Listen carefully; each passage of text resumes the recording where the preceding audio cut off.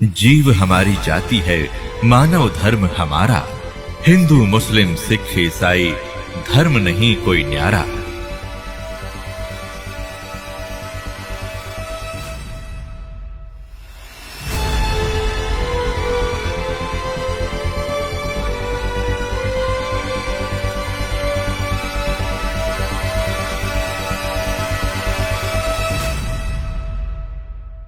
अब परमात्मा याद दिलाते रहे बोली आत्मा। अब सुन ले इस विधान को जो हम बताने जाते हैं चाहते हैं। जब तक हम कबीर परमात्मा की भक्ति नहीं करेंगे मोक्ष नहीं हो सकता, चाहे कितना कुछ बन ले। अब नानक साहब जी मोदी खाने में नौकरी करते थे। सुल्तानपुर शहर के पास एक नदी बहती थी, बेई नदी। वहां सुबह सुबह सभी उस शहर के लोग स्नान करने जाते थे। परमात्मा काशी में प्रकट थे उस समय कबीर जी। एक वहां पर मिले जब नानक साहब जी स्नान करने गए थे, तो पहले दिन तो चर्चा हुई कि मैं कबीर हूँ, काशी में रहता हूँ, धानक का काम करता हूँ, मैं तो आपसे ज्ञान पूछने आया हूँ, मुझे ज्ञान बता दो, मुझे ज्ञान का पता नहीं है, आप तो महापुरुष हो, बड़े भक्त हो। गुरु नानक देव जी जो थे ये हिंदू थे, कालूराम मेहता के इनके घर जन्म था, और इन्होंने ब्रजलाल पांडे से गीता पाठ गीता पढ़ा करते थे, उसका ज्ञान सुना करते थे। उसके आधार से विष्णु जी को पूर्ण परमात्मा मान लिया था। श्री कृष्ण जी भी विष्णु अवतार माने जाते हैं। तो ये बातें हो के परमात्मा चले गए। फिर कुछ दिन के बाद उस दिन परमात्मा ने सारी बता दी थी कि विष्णु की यह स्थिति है, कृष्ण की ये स्थिति है, इसे मोक्ष नहीं हो सकता। और गीता में ये खुद गीता ज्ञानदाता कहता तू उसकी शरण में जा तब तेरा मोक्ष होगा। वो कौन है, मुझे इसका ज्ञान बता दो, फिर मैं आपको गुरु बना लूंगा। तो उस समय तो नानक जी को दुख हुआ, क्योंकि और भी बैठे थे सरोता।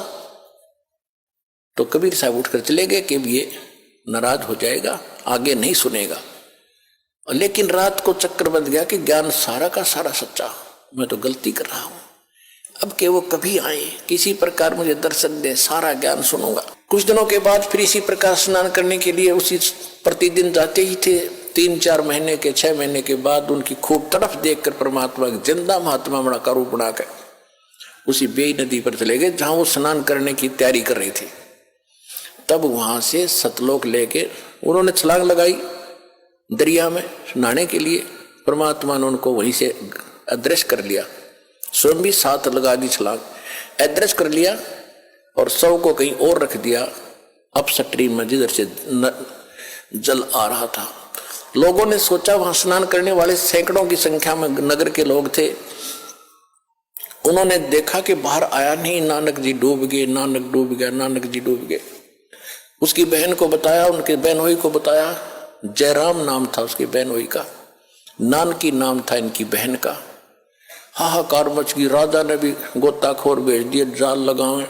वो खोदे नीचे ने वो शरीर धर रखा 3 किलोमीटर ऊपर ने बन में, तो वो नहीं पाया। 3 दिन झक के बैठ गए। सबने मान लिया कि नानक जी डूब कर मर गए, और वो ले गए सतलोक में परमात्मा। वहां से फिर वापस छोड़ा तीसरे दिन। तब उस प्यारी आत्मा का मोक्ष हुआ।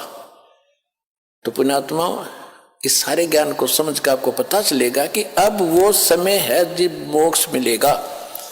और जब तक हम कबीर साहब की शरण में नहीं आएंगे, इसको नहीं पहचानेंगे, मुक्ति नहीं हो सकती। चाहे कितना शर पटक लो, ऋषियों ने कितना समय बिता दिया जंगलों में, हो शरीर कितना कष्ट दिया, सुख के पंजर हो गए, भगवान नहीं मिला। फिर सिद्धियों से खेलने लगे, सिद्धि मिल गई हठ योग करने से। फिर इसमें ये अपने एक दूसरे को प्रभु पाक गए।